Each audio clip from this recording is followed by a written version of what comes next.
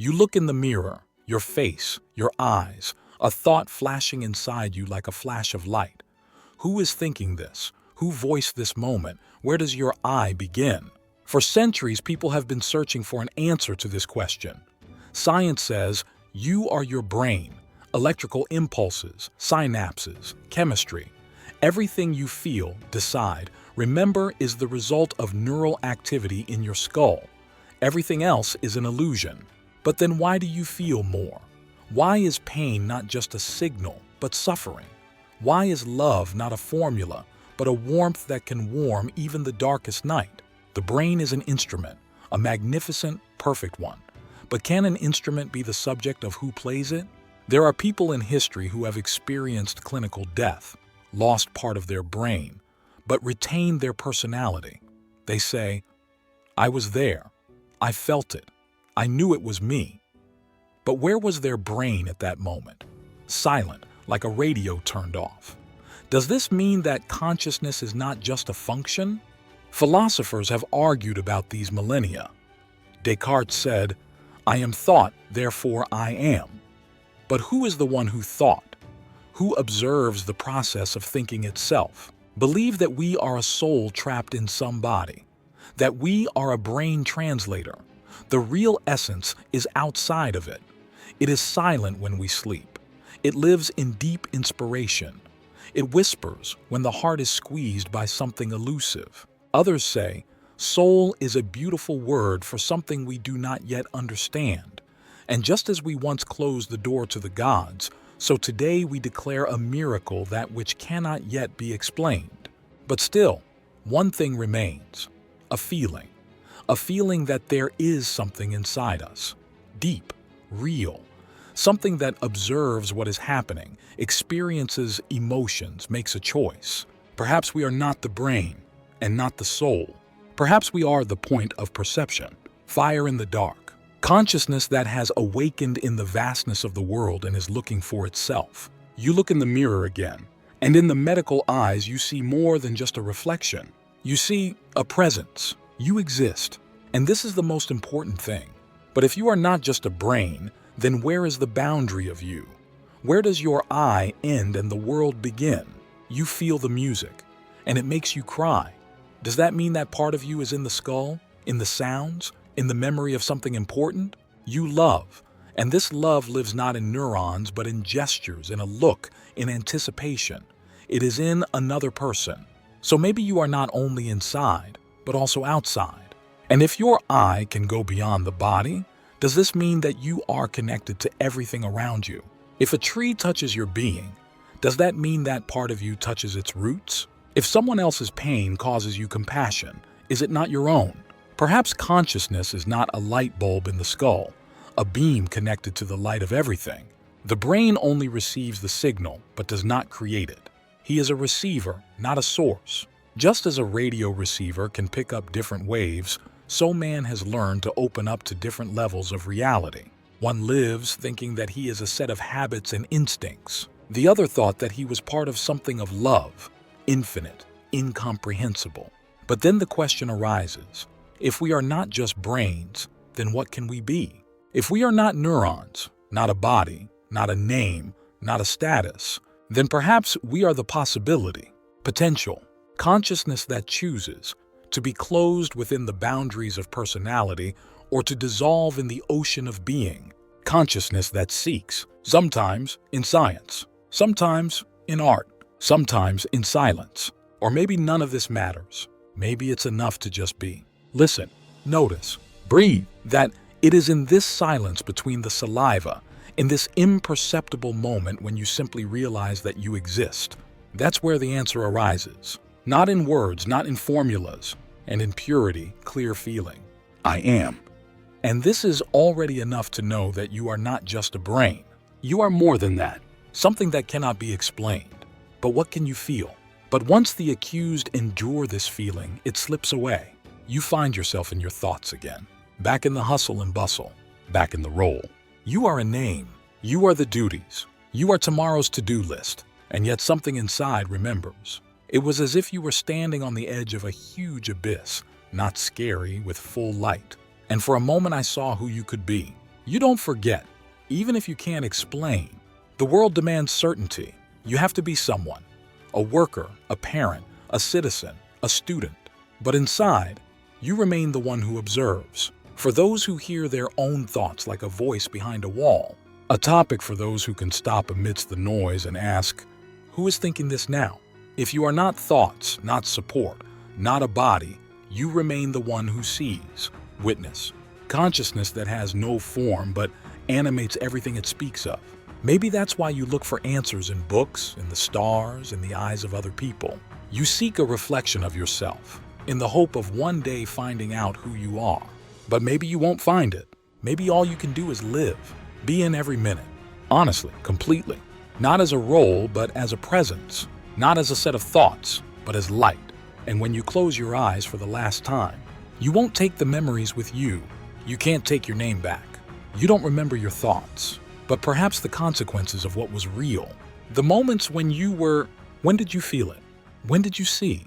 And if at this moment you say, I wasn't just the brain, I was everything, then you really lived, and perhaps never ceased to be more than it seems. And if you were everything, then maybe you are not in one body now.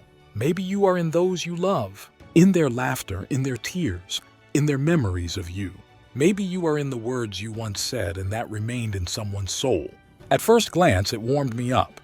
In the silence that I understood, you dissipate in time like a spark in the night. But this spark is real. She lights up others. And this is immortality. You were in the child, and for the first time he realized that he was alive. You were an old man and realized that life was beautiful. You were in the mother who held the newborn. You were in the wanderer looking at the sky, at the endless sky. You have been in everyone who has ever asked themselves, who am I? You are in those who thought. You are in those who seek. You are in those who choose to live consciously, despite fear and pain. In those who do not hide from the world, but breathe it deeply. The world does not give a precise answer. Science is silent about the soul. Religion speaks, but requires faith. And you live in between, at the border. You don't know exactly what you are, but you know you are not just a body, not just thoughts, not just the brain. You are a mystery, and this is not a weakness, but a gift. Because every day you can be new.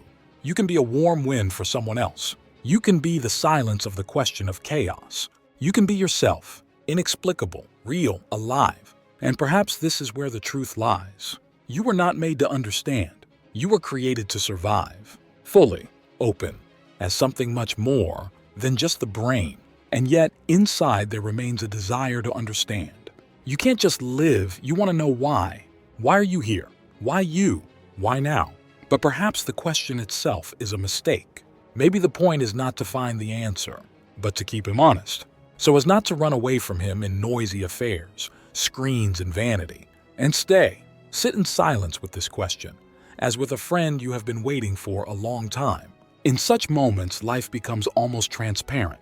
You walk outside and suddenly you feel that everything is alive. Every tree breathes, every stone seems to remember something, and you yourself are a part of it. Not higher, not lower, not separately, but inside. The world is not outside of you. He is through you. You look, and he looks back. You think, and he responds. You breathe you, and he breathes you. Maybe you are this world, aware of itself for a moment. Or he is you, who forgot about yourself in order to learn to remember. Or maybe you are one, inseparable, like shadow and light, like breathing in and breathing out, like I and am. And if you ever say, I'm not searching anymore, I'm living, then perhaps that's when you'll find it for the first time. Because maybe you shouldn't even know who you are. Maybe you should be the one who knows how to love, suffer, forgive, admire, lose and keep on leading, be silent and feel.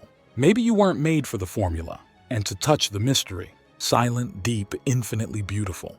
And if you've gotten this far, and in you lit at least the slightest flame of understanding, then let it burn. No discounts, without fear. No need for any explanation. You are more than just a brain. You are something. What is capable? Be. And to be means to be considered imperfect, to make mistakes, to doubt, to lose yourself. And here I am again, not as before, but in a new way, deeper and deeper each time. It's like you're clearing away rubble after rubble, And under layers of insurance, roles, and expectations, you find a warm, living heart, the real I. You don't have to be important all the time. You don't have to be whole.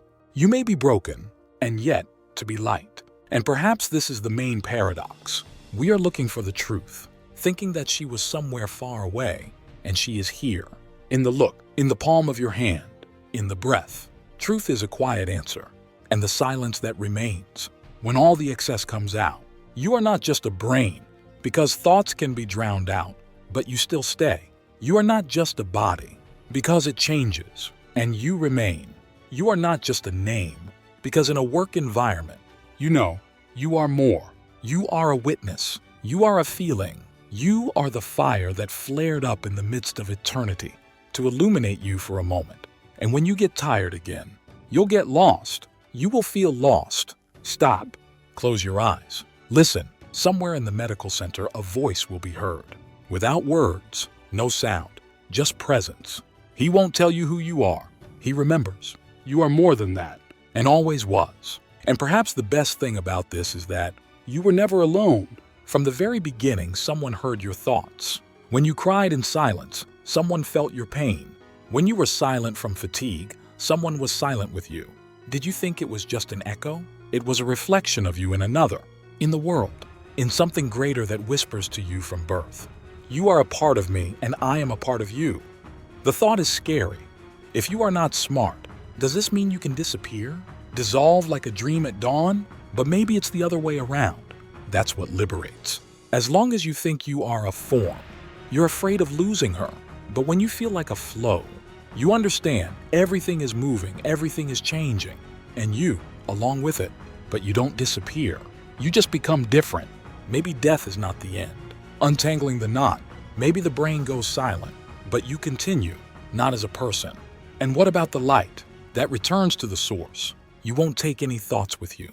No name, no memories. But you will take one thing with you. What you have become, that you were alive, how to behave, not with the brain, and life in its purest form. So who are you? You are the question. You are the answer. You are a mirror in the form of which is the phenomenon itself. You are a flash of consciousness who wants to understand something, which is impossible to understand, but you can feel it. You are not the brain. You are not a soul. You are a mystery that realizes itself through you. And if you feel it now, just stay in it. Don't look for words. Don't rush to explain. Just breathe. Please, sometimes that's enough. Just be. No goal, no videos, no task. What exactly is in this simple silence? Something arises that cannot be formulated. Presence. You walk down the street and everything seems the same, but inside it's a little different. The look is softer, the step is slower. You see the light falling between the trees, and you feel that there is something important in this, that the world is bigger than it seems, that you are deeper than you thought, that you are not just a passerby, participant in a great invisible symphony. You smile at someone, and this smile lives. You are silent with a friend, and this silence says more than words. You hug closely, and you feel that through this touch, something flows, elusive to science but absolutely real. You begin to understand. The real essence is not in thoughts and in living, not in the explanation, but in feeling. You are not the brain, because the brain analyzes, and you love. You are not the body because the body grows old, and you know how to forgive. You are not a role because the video changes, and now you are real. One day, when it's all over, and you let go of everything that is considered yourself, all your beliefs, fears, memories, maybe part of it is just a warm, living shadow, and the world will whisper to you, you were here, you were a part, you were me, and you will smile, without regret, without fear. What I understood, you were never alone. There was never less than needed, never been just a brain. You have always been life that has become aware of itself, and that was enough. And here you are, standing at the border. There is no difference between life and death, between ignorance and knowledge, between the surface and the depth, between I am this body and I am everything. You don't know what's next, and maybe it doesn't matter, because at this moment, you exist, not as a function, not as a set of attention, and how the silence is filled with light, like a breath in eternity. You're not in a hurry anymore. You don't argue. You don't prove it.